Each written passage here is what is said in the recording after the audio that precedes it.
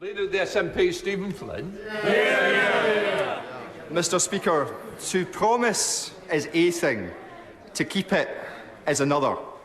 Well, the Scottish Government kept their manifesto promise to the people, and thanks to support from members of all political parties in Holyrood, the GRR bill was passed. Surely in that context, the Prime Minister must recognise that it is a dangerous moment for devolution when both he and indeed the Leader of the Opposition seek to overturn a promise made between Scotland's politicians and Scotland's people.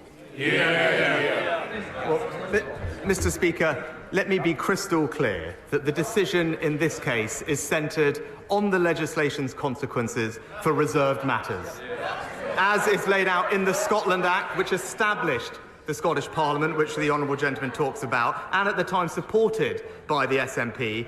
This bill would have a significant adverse effect on UK-wide equalities matters, and so the Scottish Secretary, with regret, has rightly acted. No evidence. Mr. Speaker, let me be crystal clear.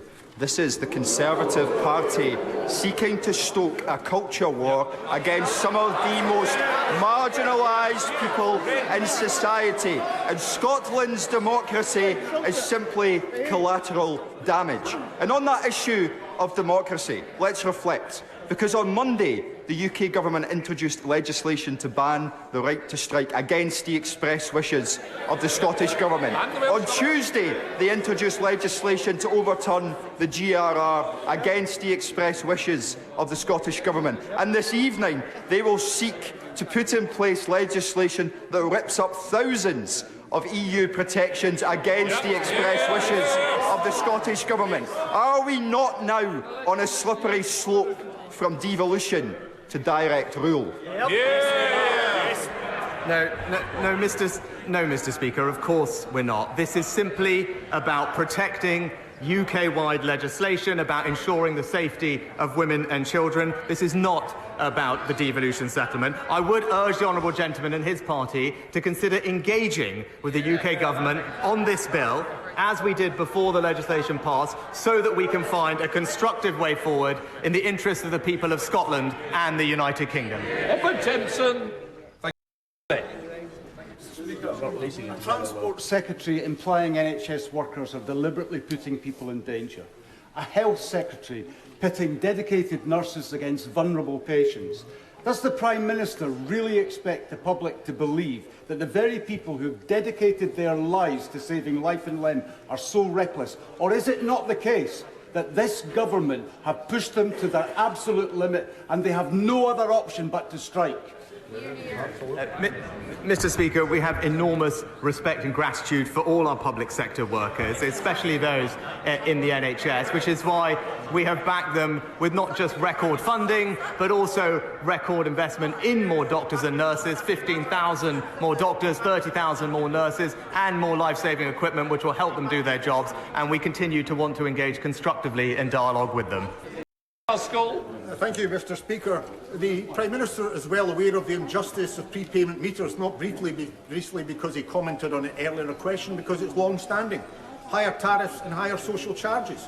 Why then has he allowed a situation where hundreds of thousands have been forced into that penury at a time when winter is upon us and prices are rocketing, and where we face a situation of 8.4 million people facing fuel poverty in April? All he requires to do is to instruct, through himself or through a minister, Ofgem to ensure that there's an equalisation of tariffs between debit and credit, and also that his government takes steps to provide a fund for those who have seen debt arise because of his government's failures. Will he end that manifest injustice of the poor paying most? Well, Mr. Speaker, I think the honourable gentleman's proposed bill would also increase bills for many millions of families, so I'm not sure it is the right approach. But what we are doing is providing around £900 of specific support with all families' energy bills this winter. There's further targeted support for those who are most vulnerable, which is absolutely the right thing to do. And, as the Chancellor has already announced, we're consulting on what the best thing to do going forward, including options, as he mentioned, such as a social tariff, as part of our wider reforms to the retail energy market. Newlands. Thank you very much, Mr Speaker. David Cameron said the Scottish Parliament was one of the most powerful devolved parliaments in the world. Yet the Prime Minister continues to block the Scottish Parliament's clear mandate to allow Scots to choose their own future. And on Monday he sent his MPs through the lobbies to deny Scottish workers the right to strike despite overwhelming Scottish Parliament opposition. And on Tuesday he sent his Secretary of State for Scotland to block an act of the Scottish Parliament voted for by 70% of MSPs, including Tories. Does he still think that David Cameron's ridiculous assertion holds any water whatsoever? Mr. Speaker, there have been 347 acts passed by the Scottish Parliament, which is undeniably one of the most powerful devolved legislatures anywhere in the world. In this exceptional case, it's clear that the Act does have adverse consequences for UK-wide equalities legislation. So in those very exceptional circumstances, the Scottish Secretary has regretfully taken the decision to block passage of the legislation. But as I said previously, we want to engage in a dialogue with the Scottish Government to ensure that we can find a constructive way through.